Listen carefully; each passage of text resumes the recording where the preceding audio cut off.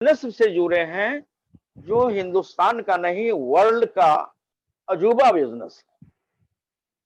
आज उसके लिए लोग मैंने बराबर चर्चा यदि हो रही है तो उस बिजनेस की हो रही है। ये कैसा बिजनेस? इस बिजनेस में मल्टी लेवल मार्केटिंग बोल करके पहले जो लोग कभी इसको सुनना नहीं चाहते थे, समझना नहीं चाहते थे, आज उन लोगों के दिमाग में ये घर कर गया कि आज कोविड-19 में,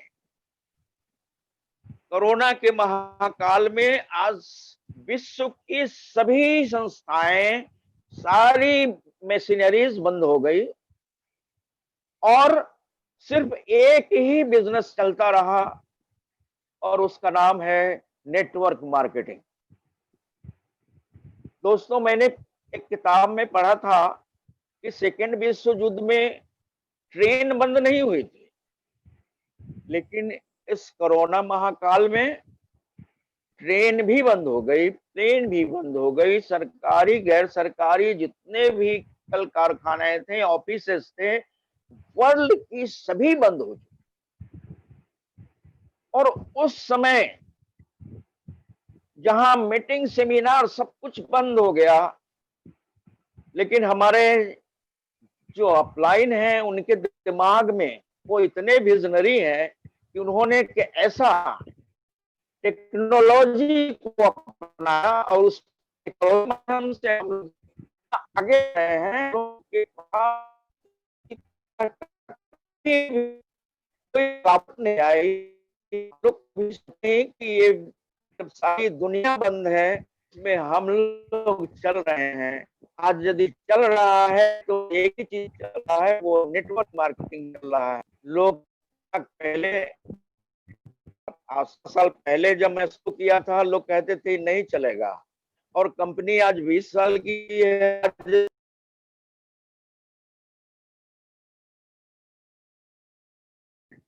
लेकिन जिन लोगों को समझ में आ गया है कि नहीं यही इतना बड़ा बिजनेस है कि आज सब दुनिया बंद है और आज ये चल रही है, तो इसमें ये बिजनेस कितना पावर हो सकता है। तो दोस्तों, ये आज इस मैं उनको अभिनंदन करता हूं और उनको एक बात बताना चाहता हूं कि आप लोग इसको विश्वास करो कि ये बिजनेस कहां जाएगा वो आप कल्पना भी नहीं कर सकते।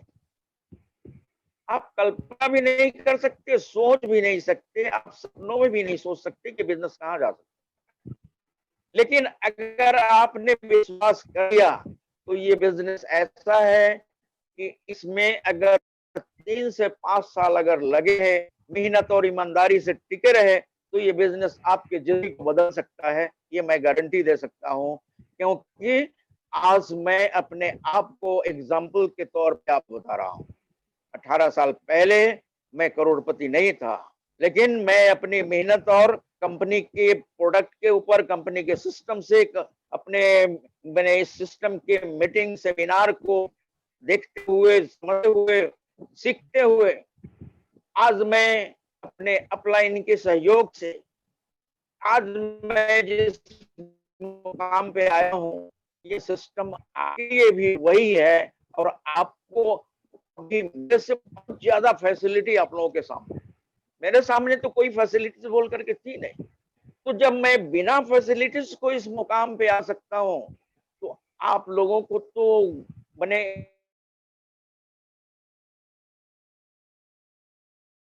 पड़ेगा। आपको अपने आप के ऊपर भरोसा करना पड़ेगा। जिस दिन आप अपने आप को भरोसा कर लोगे, आपको दुनिया में कोई नहीं रोक सकता। आप जब इस काम के लिए, अपने लाइफ के लिए, अपने लाइफ के अंदर परिवर्तन के लिए चल पड़ोगे तो रास्ता अपने आप बनता चला जाएगा, क्योंकि ये बिजनेस का ये पावर है, इसके सिस्टम का वो पावर है। और इस सिस्टम को जो अपना लेगा वो सफल होना माने होकर के ही रहेगा, उसको कोई रोक नहीं सकता है।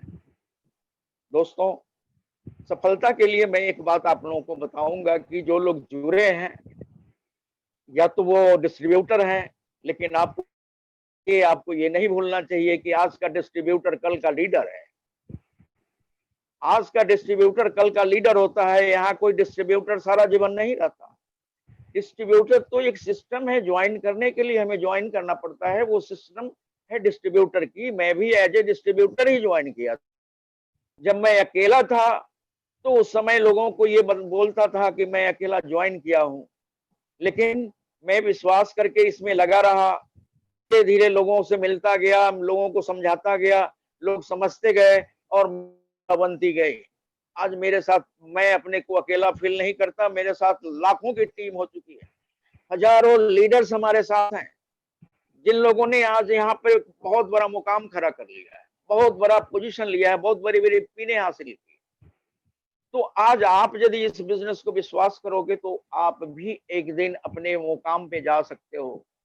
लेकिन विश्वास कैसा होना चाहिए, इसके लिए एक छोटा सा मैं चुटकुला बताऊंगा कि एक मूर्तिकार को एक मूर्ति बनाना था।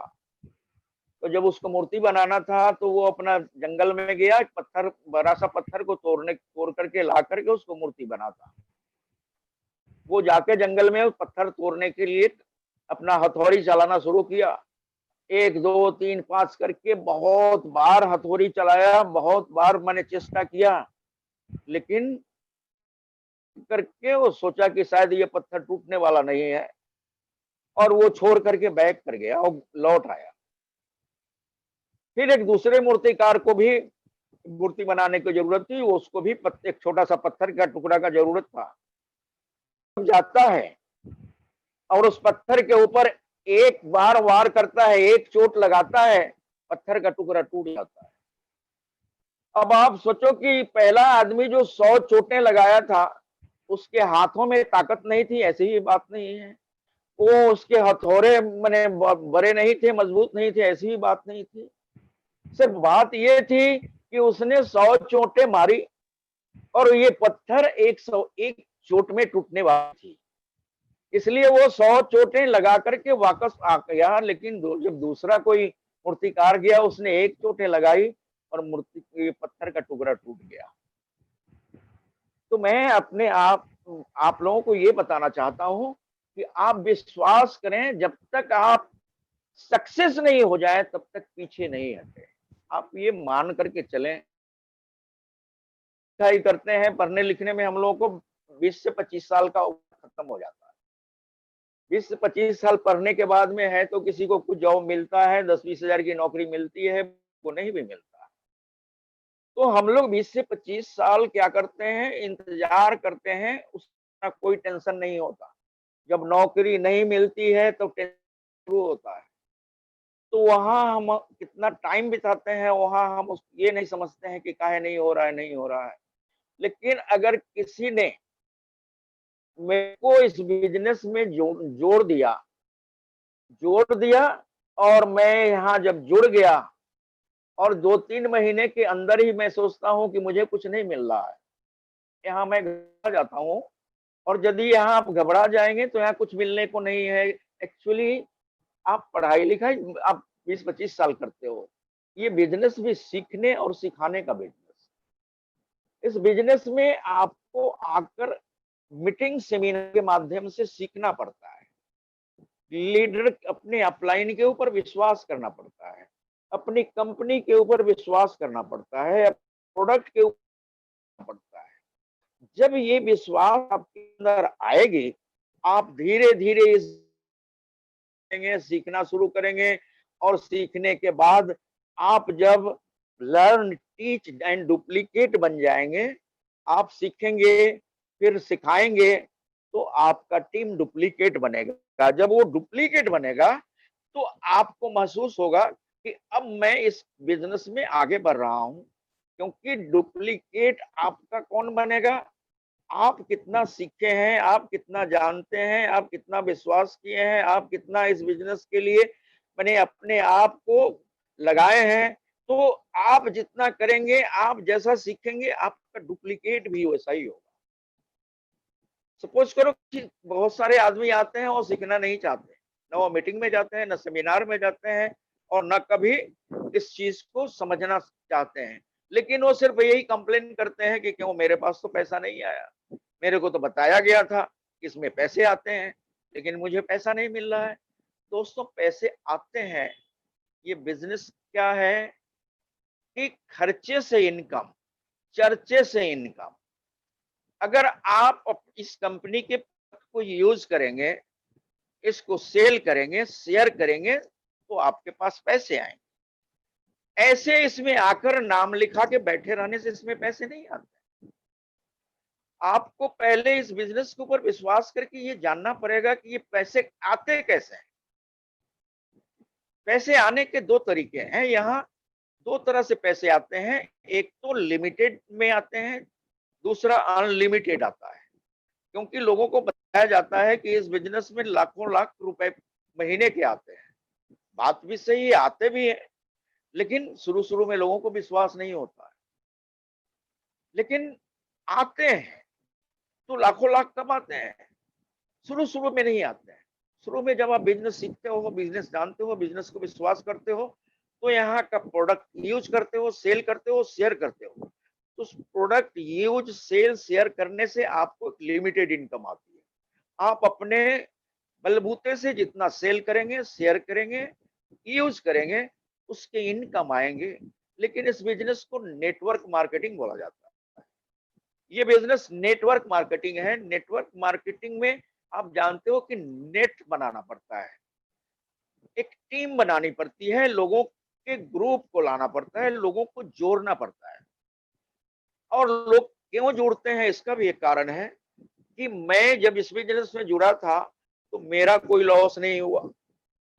और मैं लोगों को यही समझाया कि देखो इसमें कोई लॉस नहीं है, इसमें मेरा कोई लॉस नहीं। हाँ, मेरे साथ कुछ सवाल आए थे। लोग कहते थे कि सर इसमें आप 3 पैंट पीस और 3 शर्ट पीस देते हो, 1500 रुपए लेते हो। ये तो 1200 रुपए में, 1000-1200 रुपए में मार्केट में मिल जाए। तो मैं उनको समझाता था देखो बाजार में मिल सकते हैं, लेकिन आप इसकी क्वालिटी को देखो, आप इसके प्रोडक्ट को मैंने अंडर एस्टिमेट मत करो। इसकी पहले तो क्वालिटी को देखे कोई ये कैसा चीज है। ये क्वालिटी के हिसाब से कंपनी ने इसका एक मैंने एमआरपी फिक्स किया है। उसके हिसाब से हम लोग उसी को लेकर के चलते हैं, उसी हमारा बिजनेस बढ़ता है, उसी के ऊपर हमारा इनकम आता है। मैं उनको ये बताता था कि देखो मार्केट में ये मिल सकता है, मार्केट वाले आपसे पैसे लेंगे, कपड़े देंगे, उसके बाद में आपको कहेंगे अब तुम जा सकते हो। अब आपका उनसे कोई रिलेशन नहीं बनता है। लेकिन मैं जिस कंपनी की बात कर रहा हूँ, मैं जिस किट की बात कर रहा हूँ, ये किट लेने से आपको एक वो चीज मिलता है जिसको बोलते हैं यूजर आईडी। इसमें हम लोग एक यूजर आईडी और एक पासवर्ड देते हैं जो दुनिया का कोई भी दुकानदार नहीं दे सकता। और ये यूजर आईडी क्या चीज है, ये आपको कब समझ में आएगा कि जब आप इस बिजनेस को अंदर से नजदीक से देखोगे कि मेरा भी एक यूजर आईडी मिला था और मुझे भी एक पासवर्ड मिला था, और उस पासवर्ड एक यूजर आईडी से मैं इस बिजनेस से करोड़पति बन चुका हूं। मेरे नीचे कम से कम हाफ सेंचुरी लग चुकी है करोड़पतियों की। तो दोस्तों ये बिजनेस को सीखना पड़ता है, समझना पड़ता है, जानना पड़ता है। लेकिन हम लोग तो कुछ लोगों को जो लाते हैं वो बाई चॉइस नहीं आते हैं, उनको बाई चांस हम लोग लेते हैं। बाई चॉइस आदमी जब आता है तो उसकी सोच अलग होती है, उसकी मैंने चिंता अलग होती है, उनका चेष्टा अलग होता है। लेकिन यहाँ तो हम लोग किसी आदमी को मैंने ऐसे लाते हैं, मैंने ऐसा कुछ समझा कर लाते हैं जैसे कि वो उनका समझ में है कि मेरे को तो ये रिलेशन की बात है, ये मेरा दोस्त है, मेरा रिश्तेदार है, मेरा चलो मुझे करना नहीं है लेकिन इसके लिए मैं चला जाता हूँ। तो ये लोग बाई चांस आते हैं, इसलिए उनको ये बात समझ में नहीं आती है कि बाई चॉइस कोई काम करता है। जैसे कि कोई आदमी पढ़ने लिखने के बाद सोचता है कि मैं, अब मेरी पढ़ाई कंप्लीट हो गई, अब मैं डॉक्टर बनना चाहता हूँ, मैं इंजीनियर बनना चाहता हूँ, मैं चार्टर्ड अकाउंटेंट बनना चाहता हूँ, मैं और कुछ बनना चाहता हूँ, मैं एमबीए करना चाहता हूँ। तो ये बाई चॉइस होता है। लेकिन नेटवर्क मार्केटिंग में कोई भी आता है, वो किसी के सोर्स से, किसी को समझाने से, किसी के फोर्स से, किसी के दबाव से आता है, इसलिए वो बाई चॉइस नहीं आता, बाई चांस आता है।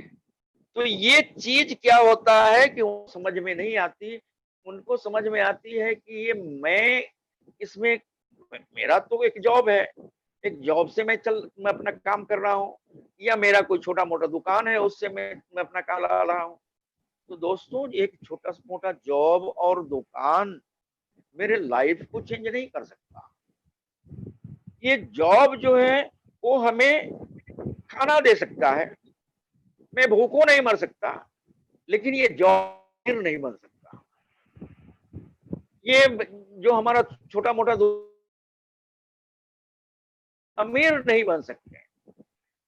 कोई भी आदमी अमीर बना है के माध्यम से ही बना है। जैसे आप ले लो, कोई आदमी एक अगर सैलून का दुकान करे, नाई का दुकान करे, तो क्या अमीर बन सकता है? कभी नहीं बन सकता। लेकिन आपने सुना होगा कि मोहम्मद हबीब जो है वो सैलून ही चलाता है, लेकिन सैलून का उसका नेटवर्क है, पूरे ऑल ओवर इंडिया में उसका नेटवर्क। तो आज वो सैलून का नेटवर्क बना करके वो आज अमीर बन चुका है, वो करोड़पति अरबपति बन चुका है।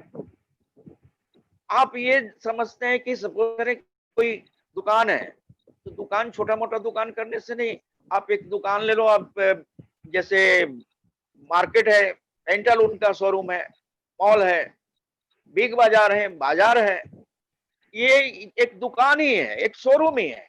लेकिन एक शोरूम नहीं है, इन लोगों ने भी अपना नेट में बनाया है। तो जब वो नेटवर्क बनाए हैं तभी आज वो अरबपति हैं, खरबपति हैं। आज कोई भी कंपनी आगे बढ़ती है उसका भी नेटवर्क होता है, बिना नेटवर्क हम आगे नहीं बढ़ सकते। लेकिन यहाँ इस बिजनेस ज्वाइन करने वाला क्या सोचता है कि मैं ज्वाइन कर सकता हूँ लेकिन नेटवर्क नहीं बना सकता। क्यों? ये आगे ही सोच लेते हैं नेटवर्क। ये नेटवर्क में लगता क्या है? यदि मैं इस बिजनेस से कुछ बने पा रहा हूँ, ये बिजनेस मेरे बहुत ही अच्छा है, लाइफ चेंज हो सकता है, तो नेट आने के लिए दूसरा आदमी तो मेरे, इसके लिए एक छोटा सा चुटकुला मैं बताया था कभी किसी समय, वो मैं आप लोगों को बता दूं कि नेटवर्क क्या है, नेटवर्क कैसे बनता है। कि हम लोग जानते हैं कि कोई भी मीट का दुकान हो, चिकन का दुकान हो, कुछ चिकन और मीट के दुकान के अगल बगल में कुछ कुत्ते बैठे रहते हैं। कुत्ता बैठे रहते हैं क्यों? कि कभी उसका छोटा मोटा टुकड़ा कहीं से मिल जाए तो फिर वो उसका कल्याण हो जाता है, इसलिए हमेशा वो बैठा रहता है। एक दिन एक आदमी एक चिकन के दुकान में गया, वहां से चिकन लिया और वो अपना थैले में लेकर के वहां से चल दिया। थैले में लेकर के चल दिया और वहां से जब वो चला तो उसके पीछे पीछे एक कुत्ता लग गया। एक कुत्ता लग गया, उसके पीछे पीछे आ रहा है। अब आप ये सोचो कि कुत्ते की निगाह उस चिकन पे है ना वहां आदमी के ऊपर है? जरूरी उस चिकन के ऊपर है। तो कुत्ता उस चिकन को देख करके उसके पीछे पीछे लग गया। ठीक इसी तरह से मैंने एक आगे एक छोटा सा चौराहा मिलता है, वहां चार कुत्ते बैठे रहते हैं, वो इनको देख करके वो भी पीछे लग जाता है। यानी एक चौराहे से ये 4 + 1 5 कुत्ते हो गए। फिर जब तो थोड़ा तो आगे जाता है कि अब 5 कुत्तों की निगाह कहाँ है? चिकन पे है ना आदमी के ऊपर है? निश्चय ही चिकन के ऊपर है। फिर आगे एक छोटा सा चौराहा मिलता है, वहां 4 कुत्ते मिल जाते हैं। तो फिर वहां अब इसके साथ में 9 कुत्ते बन जाते हैं, आ जाते हैं, और सभी उसके पीछे चल देता है। फिर सामने एक चौराहा मिलता है, तो फिर वहां फिर 4 कुत्ते वहां मिल जाते हैं इनको, तो 13 हो गए। 13 कुत्तों की एक जमात पीछे पीछे चलती है, आदमी आगे चिकन लेके चलता है। इन 13 कुत्तों का निगाह बस चिकन के ऊपर है। फिर आगे जा करके फिर एक चौराहे पे फिर 4 कुत्ते मिलते हैं। उन कुत्तों को लगता है सारे पीछे पीछे जा रहे हैं, जरूर कोई बात है। फिर वहां से वो चारों फिर इनके पीछे होता है, यानी 17 कुत्ते हो जाते हैं। तो दोस्तों, अगर नेटवर्क की बात कहूं, तो जब एक कुत्ता ये 16-17 कुत्तों का नेटवर्क बना सकता है, तो क्या एक आदमी मैंने एक अपने लाइफ को चेंज करने के लिए एक नेटवर्क नहीं बना सकता? ये नेटवर्क बनाना इतना आसान है, इतना इजी है कि हम शुरू में सोच लेते हैं कि मैं आदमी जोड़ नहीं सकता। एक्चुअली आदमी यहाँ इतने बेकार बैठे हैं जिनको आज नौकरी नहीं है। आज बहुत सारे लोग जिनकी नौकरी चली गई है इस कोरोना के युग में, बहुत सारे बेकार हो गए हैं। वो सारे आदमी मैंने आज वो सोच रहे हैं कि क्या करूं क्या नहीं करूं, कुछ समझ में नहीं आता। आज बहुत सारे लोग अब सोच करके नहीं, पूछ करके ज्वाइन कर रहे हैं कि मैं भी कर रहा हूँ, क्या करना पड़ेगा, मेरे को कुछ बताइए, इसमें कैसे मैं इसमें आगे बढ़ सकता हूँ।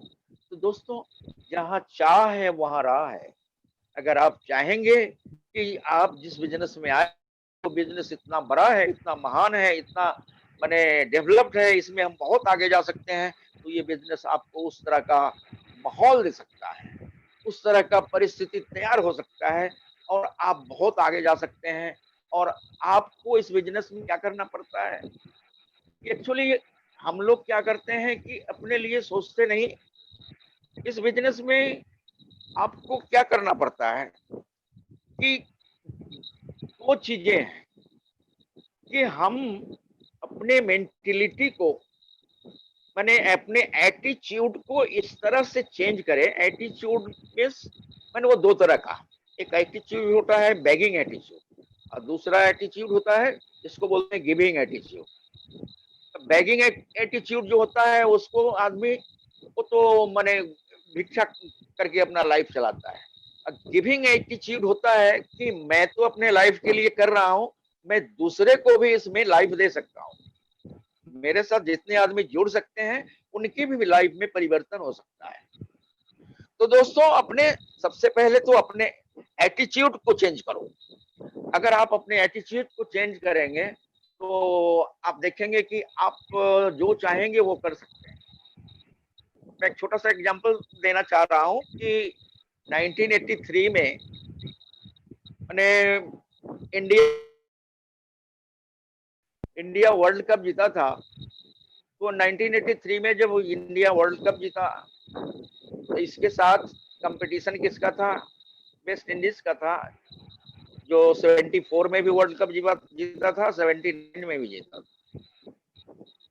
लेकिन 83 में इंडिया से वो हार गया। जब वो हार गया तो इंडिया भी अपना कप लेकर के घर वापस आ गई, वो भी अपना वापस घर चला गया।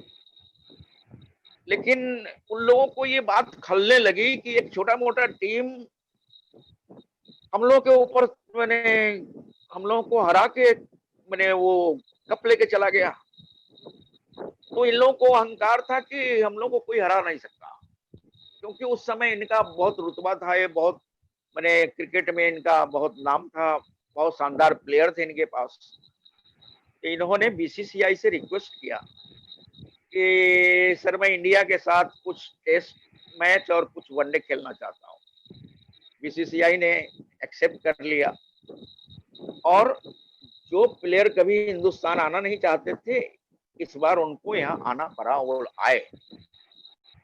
वो यहाँ आए तो यहाँ आने के बाद उन्होंने देखा कि 6 टेस्ट मैच खेलना है, 6 वनडे खेलना है। पहले वनडे शुरू हुई, वेस्ट 6-0 से हराया। 6 मैंने वनडे में उन्होंने इंडिया को हराया और वो भी 150 रन से भी ज्यादा से। अब टेस्ट शुरू हुआ, पहला टेस्ट शुरू हुआ। पहले टेस्ट भी 3.5 दिन हो गई और उसने 250 रन से हराया।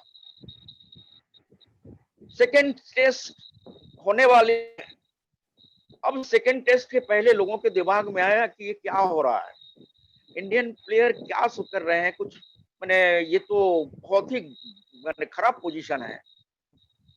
तो कुछ मनोवैज्ञानिक बुलाए गए और काउंसलिंग सेशन हुआ गावस्कर का काउंसलिंग सेशन हुआ। और काउंसलिंग सेशन में गावस्कर को समझाया गया कि देखो, अगर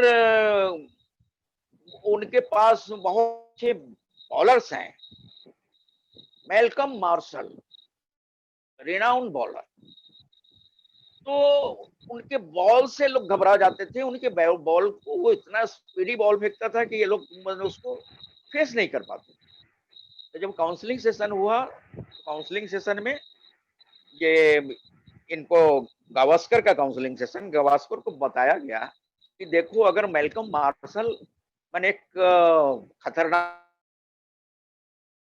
खतरनाक बैट्समैन हो, तुम क्या कर रहे हो? तुम अपने आप को समझो, तुम उसके लिए तैयारी करो, तुम उसके लिए वो है तो तुम क्यों नहीं एडजस्ट कर पाओगे? तुम इसमें एकदम ऐसी तैयारी करो कि तुमको ऐसे खेलना है कि तुमको ये समझना है कि कोई मैल्कम मार्शल कोई ऐसा वैसा नहीं, तुमको एक साधारण बॉलर के रूप में उसको देखना है और तुमको अपने दिल से फेस करना है। और जब वो इसके दिमाग में आया कि अरे ये तो तुमको समझाया गया कि तुम हर उसके बॉल को फेस कर सकते हो, तुम उसके बॉल को जो भी चाहो चौका छक्का लगा सकते हो। जब इसको समझाया गया तो इसको लगा कि अरे जब वो हम इतने मैच में हारे हैं तो जरूर कोई ये थी, मेरे अंदर कुछ भय ऐसा बैठा हुआ था कि उसके बॉल को मैं फेस नहीं कर सकता था। और जब इसके अंदर से उसके भय को मैंने उस मनोवैज्ञानिक कोटला में दूसरा टेस्ट मैच शुरू हुआ। दोस्तों, वही टीम, वही गवास्कर, वही इंडियन आ गई कि मैं किसी से कम नहीं हूं, मेरे अंदर कोई जोश में कमी नहीं है, मैं भी एक शानदार प्लेयर हूं, मैं किसी का भी सामना कर सकता हूं। बस सेकेंड टेस्ट मैच में टॉस तो मैंने वेस्ट इंडीज ने ही जीता था, लेकिन वो बॉलिंग लिया और बैट्समैन के लिए इंडिया को बुलाया। अब बैट करने के लिए तैयार था और उधर से मैल्कम मार्शल बॉल करने के लिए। दोस्तों, फर्स्ट ओवर में ही गावस्कर ने 4 चौके लगाए। जब 4 चौके लगाए तो मैल्कम को दिमाग थोड़ा सा घबराने लगा कि ये क्या हो गया। और मैल्कम मार्शल अपने बायोडाटा में लिखा कि जब मेरे को फर्स्ट ओवर में गावस्कर ने 4 चौके लगाए तो मुझे समझ में आ गया कि इंडियन क्रिकेट हो जाएगी। और दोस्तों, क्या चेंज हो गया? वही गावस्कर, वही मैंने प्लेयर, वही सारे प्लेयर मैंने उसके बाद से एक विनिंग टीम बनकर के उभर गई। तो दोस्तों, होता क्या है कि जब आप चैलेंज ले लेंगे, आपके अंदर वो जज्बा आ जाएगा, आपके अंदर वो एनर्जी आ जाएगी, आप एक किसी के लायक समझ लेंगे कि मैं हर काम को कर सकता हूँ, मेरे पास हर तरह की योग्यता है, हर तरह की क्षमता है, मैं किसी से कम नहीं हूँ। जिस दिन आप ये मान लोगे, ठान लोगे, आप सक्सेस होकर के आज इतने मीटिंग, इतने सेमिनारे हो रही हैं, इतने सारे ग्रेट लीडर अपने साथ जुड़े हुए हैं। उन सारे लोगों की हम लोगों ने मीटिंग सेमिनार करके आज इतना बड़ा मुकाम हासिल किया। लेकिन अभी का युग, अभी आपको टेक्नोलॉजी के ऊपर ध्यान देना पड़ेगा। आज अभी सारी चीजें टेक्नोलॉजी के ऊपर हो रही क्या है कि जैसे जैसे हम आगे बढ़ते हैं, डिजिटल डिजिटल इंडिया हो रही है, उसमें सारी चीजों में परिवर्तन आ रहा है। टेक्नोलॉजी का युग है। आज आप दिल्ली हो, कोई बम्बे है, कोई मैंने कलकत्ते में है, कोई पंजाब में है, यूपी में है, गुजरात में है, बिहार में है, लेकिन आप भी घर में बैठे हो, मैं भी घर में बैठा हूँ। आप सभी मेरे को देख रहे हो, मेरी बातें सुन रहे हो और मैं भी आपको देख रहा हूँ, मैं भी आपको बातें कर रहा हूँ आपसे। तो ये टेक्नोलॉजी है। आज मैं घर में बैठ करके, जो उसके लिए मुझे मीटिंग प्लेस में जाना पड़ता था, कभी मैंने वहां जाने के लिए कितनी परेशानी उठानी पड़ती थी, उसके बाद में वहां जाकर के कभी हॉल में टिकट मिले कि नहीं मिले, ये सारी बातों को फेस करते हुए हम लोगों ने उसको जब किया है, तो ये टेक्नोलॉजी को यदि हम लोग अपना ले तो ये टेक्नोलॉजी हम लोग को बहुत आगे ले जा सकता है। मैंने इसके लिए आपको क्या करना होगा, एक विजन सेट करना होगा। आपको जब विजन सेट हो जाएगा ना, जब विजन कर सकते हैं, गोल सेट नहीं और विजन सेट, तो आप पहले तो आप गोल सेट करो अपना कि हमें,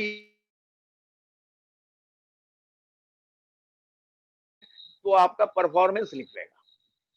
जब गोल भी और विजन भी सेट नहीं होगा, तो फिर आपके पास बहानेबाजी होगी, नाटकबाजी होगी, ड्रामेबाजी होगी और एक्सक्यूज निकलेगा।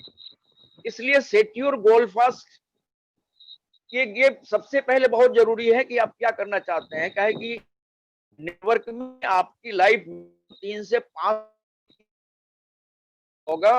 अगर आप 3 से 5 साल इसमें लगे रहेंगे के साथ, अपलाइन के साथ में आपका एक अलग विश्वास रहेगा, कि डाउनलाइन के एक अच्छा रिलेशन बना रहेगा, तो आप इस बिजनेस में कितना आगे जाएंगे, फिर ऐसा आप सोच भी नहीं सकते।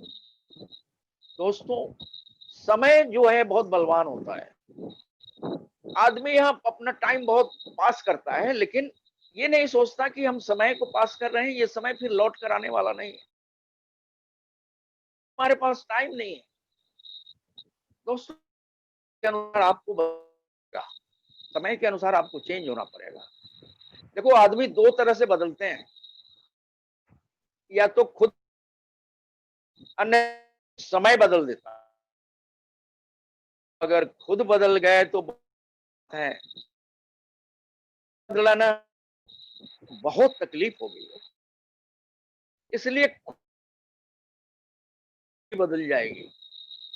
खुद में विश्वास कर साथ जाएंगे। खुद के ऊपर आत्मविश्वास, हम एक ऐसे मैंने बिजनेस में हमें उस तक ले जा सकता है जो हम कभी कल्पना नहीं सकते। हम ऐसे बिजनेस के साथ जुड़े हैं जिसमें हम अकेले सफल नहीं होंगे, इसमें हमारे साथ लाख लाख आदमी सफल होंगे। मैं किसी को जॉब, कॉन्सेप्ट बताता हूँ, एक सिस्टम बताता हूँ। अगर उनको इस कॉन्सेप्ट हो जाता है और वो सिस्टम में लग जाते हैं, तो वो जो है पावरफुल कहाँ से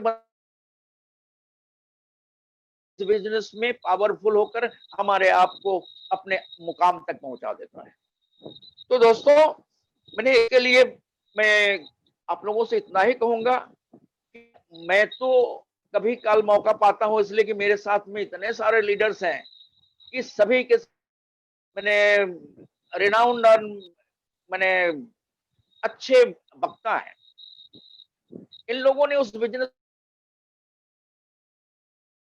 बताऊं मैं तो 2 साल, 2003 और काम शुरू 2004, 2 साल मैं तो टेक्निकल अचीवर हो गया था। और टेक्निकल अचीवर होने के बाद मैं उस समय का सबसे अच्छा, सबसे महंगा जो गाड़ी लॉन्च हुई थी, जिसको स्कॉर्पियो बोलते हैं, मैं इस बिजनेस को 2 साल काम करके स्कॉर्पियो लिया था। क्यों? कि ये मेरी सोच थी कि मैं अगर इस बिजनेस से अपने आप को उस मुकाम तक ले जाता हूं, तो मेरे टीम में एक ऐसी एनर्जी आ जाएगी, इतना उत्साह आ जाएगा कि मेरे साथ सभी आदमी ये सोच सकेंगे कि जब सर ने लिया है तो मैं भी ले सकता हूं। और यही उत्साह, यही उमंग, यही मैंने एक बहुत बड़ा चमत्कार हमारे बिजनेस में 4 चांद लगा दिया। मैं बस 2005 में वो गाड़ी लिया, और उस समय से मैं अपने टीम के सभी लीडरों को, जिसमें हमारे सभी संजीव गोयनका से लेकर के मुन्ना और मैंने काजल भट्टाचार्य, ये सारे और बहुत सारे लीडर्स थे, सबों को मैं उस गाड़ी में बैठाता और मैं जहां भी होता पूरे ग्रुप के साथ मीटिंग में जाता। इन लोगों को मैं हमेशा, मैंने एक लीडर बनने के लिए, हमेशा बोलने के लिए हर मीटिंग में सबसे ज्यादा से ज्यादा वक्त देता था। और ये लोग धीरे धीरे अपने आप को उसके लायक बनाए, प्रैक्टिस में लग गए। बहुत लीडर बन चुके हैं। तो दोस्तों इसी तरह से आपको भी वैसा ही माहौल बनाना पड़ेगा, अपने टीम में उस तरह का माहौल बनाकर अपने डाउनलाइन को लीडर बनाना पड़ेगा। वो जिसके आपका काम हो जाएगा। कि शुरू-शुरू में आपको उनके पीछे लग के आपको थोड़ा परिश्रम करना पड़े, तो भी आप पीछे नहीं हटे। के लिए जो भी करना पड़े, उनको जो भी समझाना पड़े, जो भी सिखाना पड़े।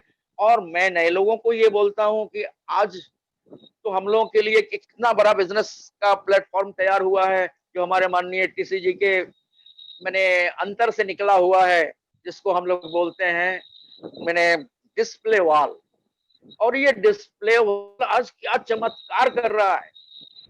डिस्प्ले वॉल से जो आदमी पहले 200-500 का मैंने प्रोडक्ट लेते थे, आज वो 10,000 का प्रोडक्ट लेते हैं। तो आप सपोज करो कि आपके टीम में यदि एक मैंने 100 डिस्प्ले वॉल हो जाए, खुल जाए, तो आपका बिजनेस 100 इंटू 10 कितना डेवलप कर गया। और जिनकी टीम में हजारों हजार आदमी हैं, 2000 10,000 लाखों आदमी हैं, उनके टीम में अगर डिस्प्ले वॉल इसी तरह से खुलता गया, तो ये बिजनेस कितना गुना बढ़ेगा। तो आप लोगों को सबसे पहले ये डिस्प्ले वॉल के ऊपर इतना दिमाग दौड़ाना है कि सभी जितने भी ज्वाइन करें उनको डिस्प्ले वॉल खुलवाना है। तो डिस्प्ले वॉल खोलने से आपके बिजनेस में तो प्रोग्रेस होगा ही। डिस्प्ले वॉल से हमारे कंपनी के मैनेजिंग डायरेक्टर ने, किसी छाबरा जी ने ऐसा एक हंगामा मचा दिया, ऐसा हंगामा कि डिस्प्ले वॉल वो लोग जितनी खरीदारी करेंगे 6 महीना, जिसको 3 पार्ट में दिखा गया है कि अगर आप 2700 से लेकर 3000 3,500 ऐसे यदि बिजनेस करेंगे, तो उससे लोएस्ट होगा खरीदारी, यानी 2700 का मिलेगा छठे महीने के बाद। After 6 month you will get the same money product of same. तो ये एक बहुत बड़ा अजूबा है, ऐसा दुनिया में कहीं भी नहीं है। ये अपनी कंपनी के माध्यम से आज हम लोगों के सामने इतना बड़ा काम करने का मौका आया है। तो दोस्तों मैं चाहता हूं कि आप इस मुकाम को जरूर से जरूर हासिल करें और इसके ऊपर काफी अमल करें, काफी विश्वास करें। और मैं एक छोटा सा चुटकुला के साथ में मैं अपनी बातों को विराम दूंगा, क्योंकि टाइम भी हो चुका है। दोस्तों हम लोगों ने शिवाजी का नाम सुना है, छत्रपति शिवाजी का। तो जब वो मैंने लड़ाई के मैदान में वो जंगल में भटक रहे थे और जंगल में जब लड़ाई के लिए दौड़ रहे थे, तो मैंने घूमते घूमते मैंने चारों तरफ जब थक जाते थे तो फिर उनको सोचना पड़ता था क्या करें। एक दिन मैंने वो मैंने थक गए, इतनी भूख लगी, तो मैंने अब खोजने लगे कि कहाँ जाने से खाना मिलेगा। तो खोजते खोजते वो एक कुटिया मिला। उस कुटिया में जब वो गए, तो वहाँ एक बूढ़ी औरत थी। उनको इन्होंने बोला कि माँ जी मैं बहुत भूखा हूँ, एक सोल्जर आपके सामने खड़ा है, काफी भूखा है, आपके घर में जो भी हो उसको बना के खिलावे।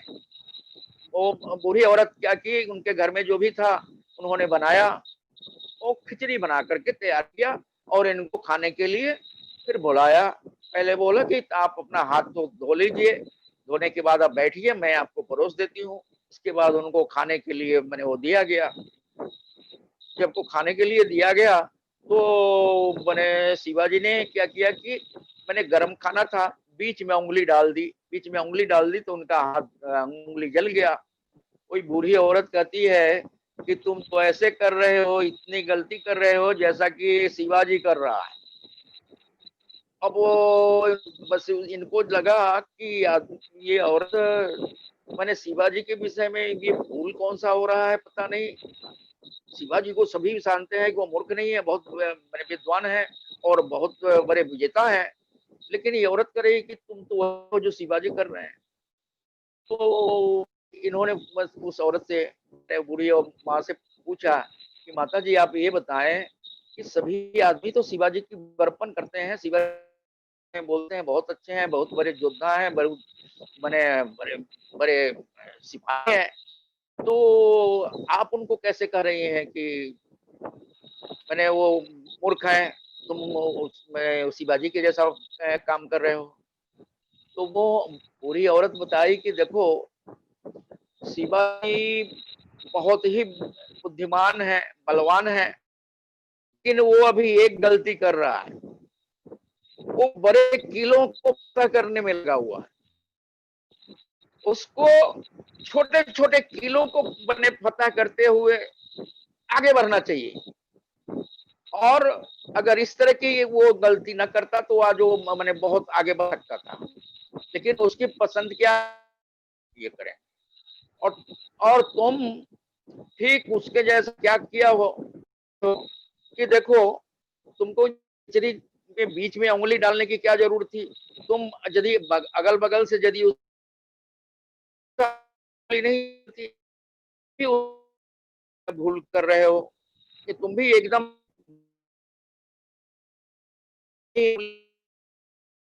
तो मैं तो उसके बाद शिवाजी बोले, बहुत ये प्रसन्न हो गए कि मैं माता जी मैं ही शिवाजी हूँ, और आपसे मेरी जो मिली, मैं जो गलती कर रहा था मैं उसको महसूस किया, और मैं आज आपकी बातों से इतना प्रसन्न हुआ कि मैं अपनी भूल को ऐसे कभी भी नहीं जानता, आज मैं अपनी भूल को सुधार लूंगा।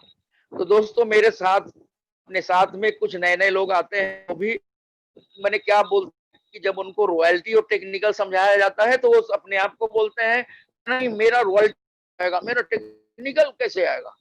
दोस्तों मैं आपको ये बताना चाहता हूँ कि बिगिनर रनर पिन जो है और ओपनर, ये सब छोटे छोटे जो पिन है, पहले आप इन पिनों के ऊपर दिमाग दौड़ाओ, पिनों को अचीव करो, उसके बाद तो ऑटोमेटिक रॉयल्टी आएगी। शुरू में आप रॉयल्टी के चक्कर में मत रहो, पहले छोटे मोटे जो पिन है वहीं से शुरुआत करो और स्टेप बाय स्टेप आगे बढ़ो। एक दिन बहुत बड़ा अचीवर बनोगे, एक दिन रॉयल बनोगे, एक दिन रूबी बनोगे, रूबी स्टार बनोगे और डायमंड भी बन सकते हो। तो दोस्तों और बहुत सी बातें हैं कि मैं तो कहने के लिए बहुत कुछ था, लेकिन समय का तकाजा है, टाइम भी खत्म हो चुका है और हर आदमी डेली प्रोग्राम सुन रहे हैं। तो मैं आप लोगों को हार्दिक अभिनंदन देता हूं कि आप लोग का समय, मूल्यवान समय दिया और मेरी बातों को सुना। आप लोगों से मिलकर मुझे भी काफी खुशी हुई और मैं आपको ये धन्यवाद हूँ। और आप लोग इस बिजनेस को दिमाग में रखें, दिल में रखें, विश्वास करें और सफल हों, फिर मैं समझूंगा कि मैंने कुछ किया है और मेरे कुछ करने का ये नतीजा ये निकला है कि आज मेरे टीम में हजारों नहीं लाखों अचीवर हैं, और इसके लिए मैं आप लोग सबों को हार्दिक अभिनंदन देता हूँ और इसी के साथ मैं अपनी बातों को विराम देता हूँ। नमस्कार, जय आरसीएम। मेरा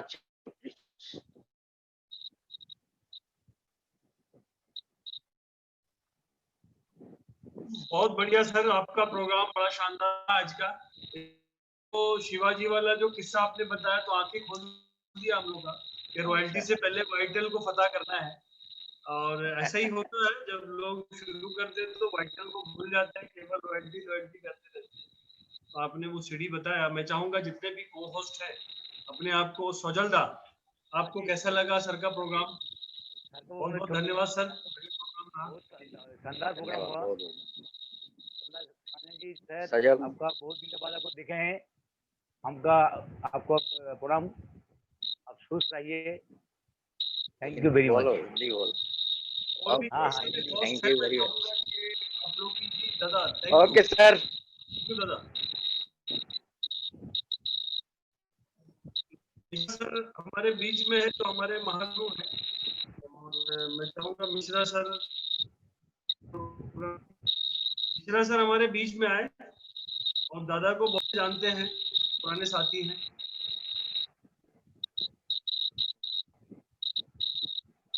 साथ में रंजीत जी है हमारे बीच में। आवाज आ रही है जी? Sir yes sir.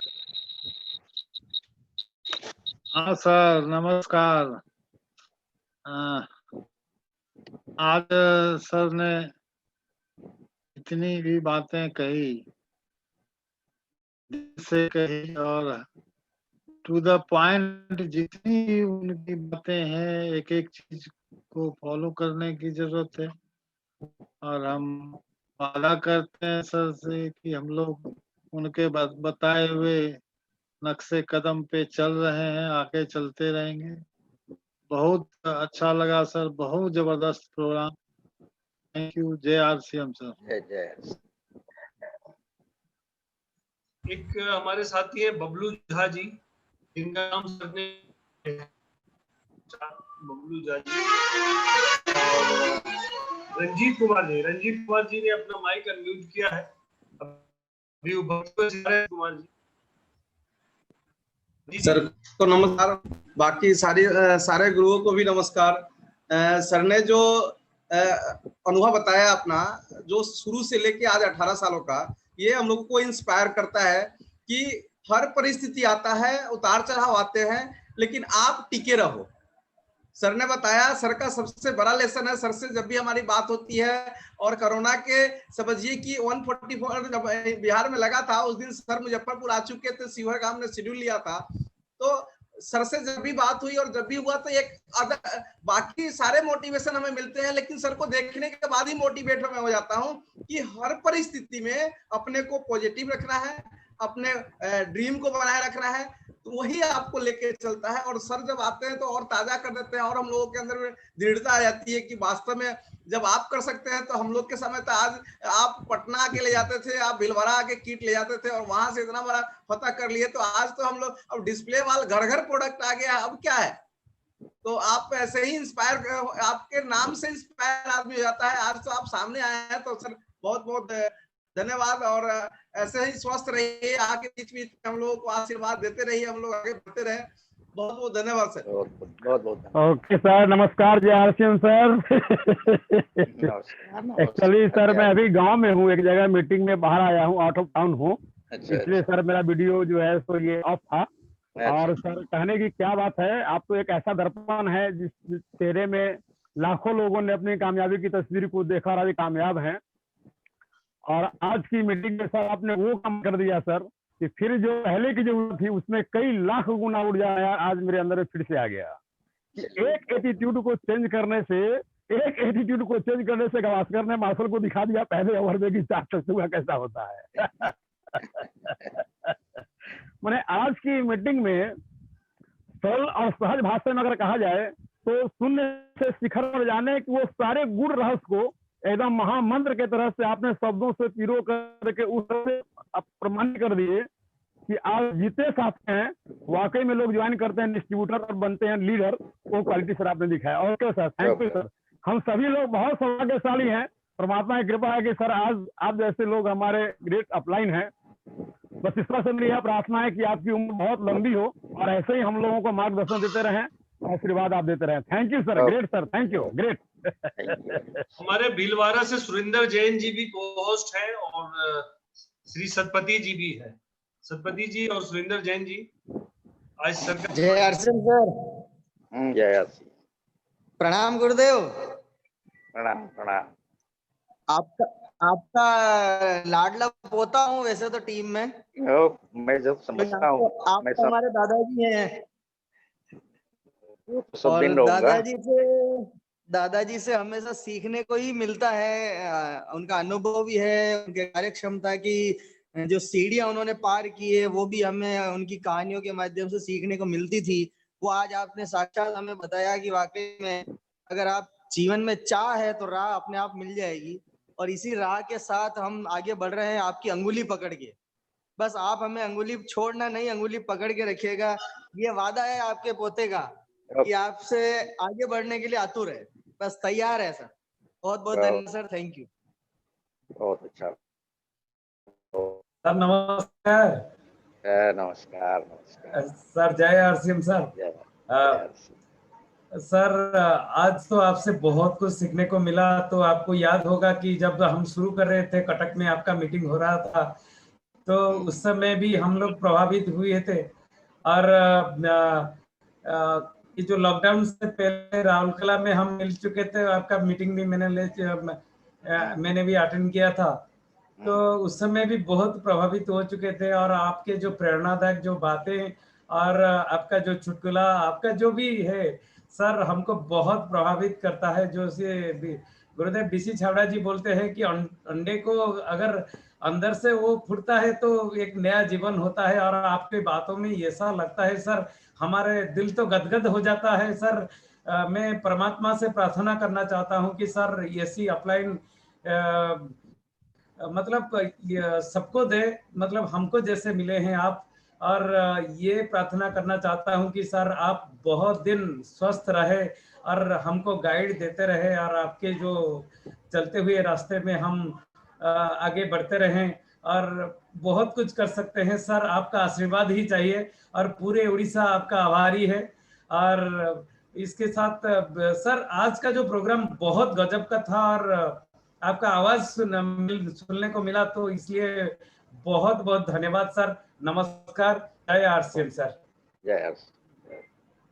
अब नन अदर देन मुन्ना दा, क्योंकि राजकुमार चांदक जी जो हम लोगों के सबसे चहीते अपलाइन में से एक आते हैं कोलकाता से। और तो दादा जय आरसीएम। प्रणाम सर, प्रणाम। प्रणाम प्रणाम। जय हर्ष। एक्चुअली मैं अगर बोलूं तो एक्चुअली जब मेरा बिजनेस नहीं चल रहा था, जब मैं चालू किया था मेरा बिजनेस नहीं चल रहा था, मैं बहुत डिमोटिवेट हो जाता था। तो मुझे अभी भी याद है, मैं खाली सोचता था जय शानी जी का बिजनेस इतना अच्छा क्यों चल रहा है, क्या कारण क्या है इसके पीछे, और संजीव जी का भी इतना अच्छा बिजनेस क्यों चल रहा है, कारण क्या है इनके पीछे। तो मैं छुप छुप कर जाता था, डिपो में जाके बैठता था काकूगंज में, और देखते थे इन लोग क्या पॉलिसी में बिजनेस कर रहे हैं। तो इन लोग का पॉलिसी मुझे मैं समझा, बिजनेस इन लोग से सीखा हूं मैंने, और इन लोग की एक एक बात मुझे बहुत माने रखा है मेरी जिंदगी में। आज आरसीएम में मैं इस लेवल में अगर हूँ तो मेरे लिए शानी जी बहुत बड़ा माने रखते हैं। कारण आज तक मेरी जिंदगी में मैं कोई भी रिक्वेस्ट शानी जी को किया हूँ, कोई भी रिक्वेस्ट मुझे कभी मना नहीं किए हैं, वो रात 12 बजे हो या सुबह 6 बजे हो। मैं रिक्वेस्ट करता हूँ तो मुझे शानी जी बोलते हैं, अरे तुम मेरा अपलाइन हो ना डाउनलाइन हो। मैं आपका डाउनलाइन हूँ जो भी हूँ, लेकिन मेरा रिक्वेस्ट आपको रखना पड़ेगा। मेरा हर रिक्वेस्ट रखते हैं, कभी भी कुछ मना नहीं किए हैं। और आज की जो मीटिंग हुई है सर, क्या बोलूं, हम लोग जब बिजनेस चालू किए थे वो कहानी अभी भी याद आ रही है। जब गाड़ी में एक साथ जाते थे, एक साथ सब कुछ करते थे, आप हम लोग को सबसे ज्यादा वक्त देते थे मीटिंग में बोलने के लिए। आप रियली हमें मोटिवेट किए हैं ये बिजनेस में, आज इस माहौल माने इस मुकाम में आने के लिए आपका हाथ बहुत बड़ा है हमारे लिए।